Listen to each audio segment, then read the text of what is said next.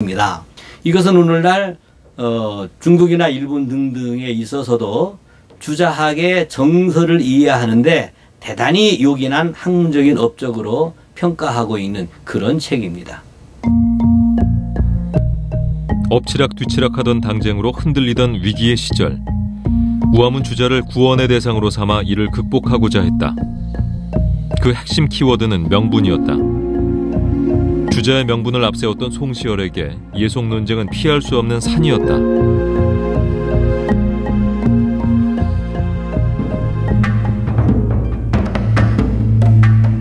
1659년 5월, 북벌의 꿈을 이루지 못하고 갑자기 승하한 효종. 이때 효종의 계모인 자이대비 조씨가 살아있었던 것이 예송 논쟁의 시발이었다.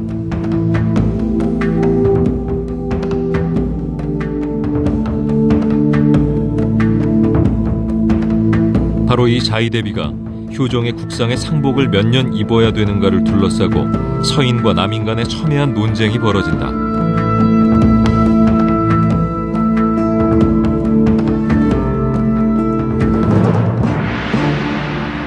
당시 조선의 예법은 경국대전과 국조오례이 그리고 주자가례를 따랐다. 부모상에는 장자 차자를 막론하고 무조건 3년복이었으므로 논쟁의 여지가 없었다. 그러나 자식이 죽었을 때 부모가 상복을 입는 기간은 장자와 차자의 경우가 달랐다. 즉 예송 논쟁은 현종의 아버지인 효종을 장자로 볼 것인가 차자로 볼 것인가 하는 문제였다. 장례를 주관하는 빈청에선 자이대비의 상복을 1년복으로 결정했다. 하지만 현종은 대신들의 의견이 탐탁치 않았다. 이는 왕위를 이은 자신은 물론 아버지의 정통성과도 직결되는 문제였기 때문이다. 그래서 현종은 예학의 계승제로 학문의 권위가 높은 송시열의 의견을 듣고자 했다. 송시열은 효종이 비록 왕통을 이었지만 적자서열이므로 1년복이 타당하다고 고했다. 우암 선생은 평생 원칙론을 주장을 하시고 그걸 실천하다 가신 분이에요. 그렇기 때문에 결국 돌아갈 때도 그 원칙론을 주장하다가 돌아갔는데 1차 예송할 때도 우암 선생이 예송 문제에서 원칙론을 들고 나오지 않을 수가 없었던 거죠. 그래서 원칙론을 들고 나오니까 우암 선생님들 그게 불리한 줄 몰랐겠습니까? 그런데 불리해서 잘못하면은 목숨을 잃을 수도 있다는 생각도 다 했겠죠. 그러면서도 불구하고 1차 예송에서 1년복을 3년복 입으라고 하는 게 더 좋지 1년복 입으라는 게 어떻게 좋겠습니까? 그래 왕권을 이제 능멸하는 거다 하고 바로 나올 수가 있는데 그럼에도 불구하고 우암 선생은 원칙을 지키기 위해서 그 1년복을 주장을 했던 거라고 볼 수 있죠.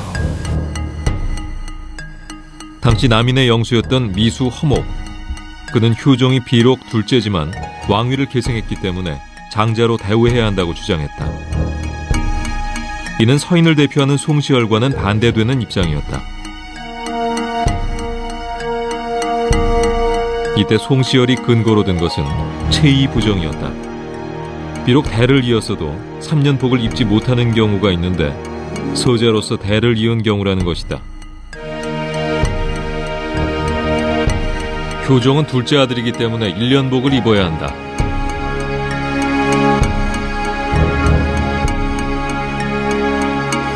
효종은 둘째 아들이지만 왕위를 계승한 장자이므로 3년복을 입어야 한다.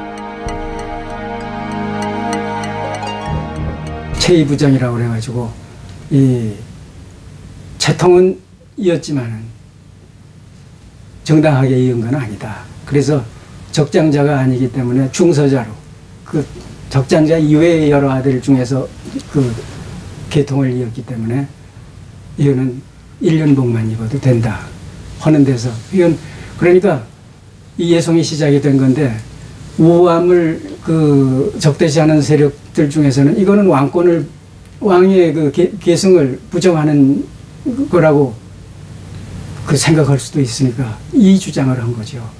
그러면 왕의 정통성을 부정하는 거냐? 이렇게 되니까 부정하는 건 아니지만은 정당하지는 않다 하고 주장을 한 게 그런 이제 예송 문제가 시작이 된 거라고 볼 수 있습니다. 남인 출신학자 고산 윤선도. 그는 상소를 통해 우암을 강력하게 공격했다.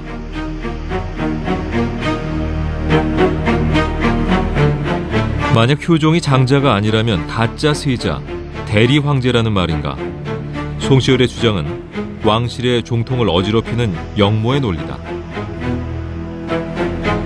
양보할 수 없는 서인과 남인의 전쟁으로 번진 예속 논쟁. 대립의 골이 깊을수록 가장 큰 타격을 입은 것은 현종이었다.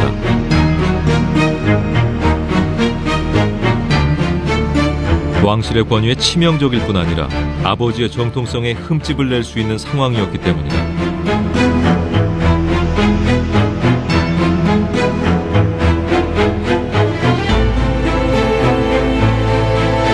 예속 논쟁을 빨리 매듭짓고 싶었던 현종은 서인의 손을 들어주었다. 이때 따른 것이 경국대전의 예법으로 장차자 구분 없이 1년복을 입는 것이다. 그리고 예론을 더 이상 제기하는 자는 영모로 다스리겠다는 엄명을 내렸다. 그렇게 1차 예속 논쟁은 일단락됐다.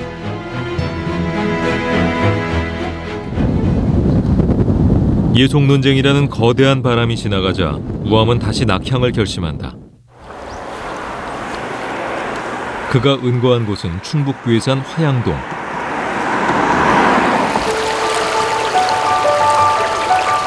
화양계곡은 예로부터 금강산 남쪽에서 으뜸가는 산수라고 불렸던 곳이다.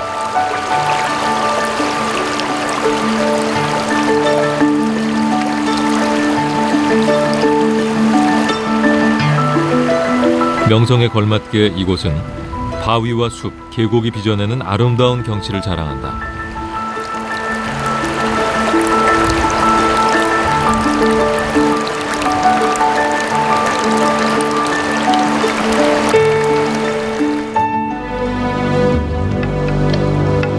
주자를 흠모했던 우암은 무의구곡을 본떠 화양계곡의 아름다운 9곳을 화양구곡이라 이름 붙였다.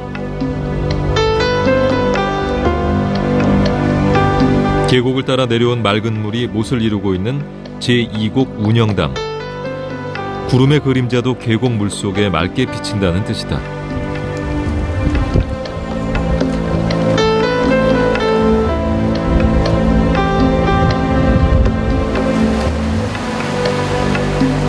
제3곡인 읍궁암에서는 신하의 충절을 만날 수 있다.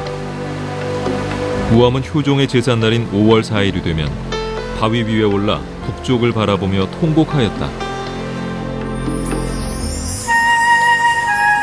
높이 솟아있는 바위산을 뒤덮고 있는 소나무가 장관을 이루는 제8곡 학소대.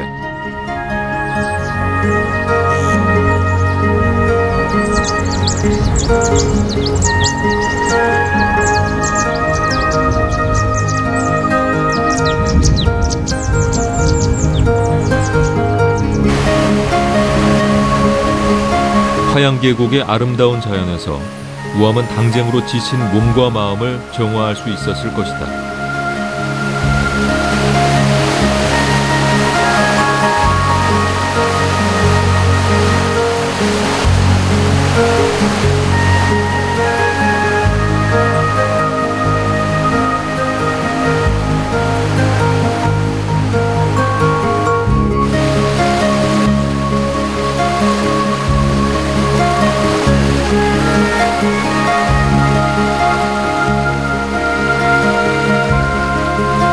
계곡을 따라 산속으로 10리쯤 펼쳐진 화양구곡의 백미는 우암과 관계가 깊은 금사담이다.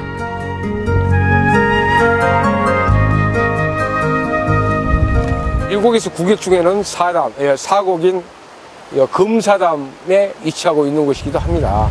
물속에 있는 모래가 금빛 모래로 해서 금사담이라고 칭했습니다. 생활도 하시고 책도 읽고 했던 곳입니다. 글도 짓고 마음 수양도 하고 시국 고민도 했던 곳이 바로 이 건물이 되겠습니다. 금사담 위쪽의 암벽 위에 우암은 별장이자 서재였던 암서재를 세우고 시 한 수를 지었다. 시냇가에 바위벽이 열리어 그 사이 집 한 칸을 지었네. 고요히 앉아 성인의 가르침을 받들어 한치라도 더위 잡고 올라보려네.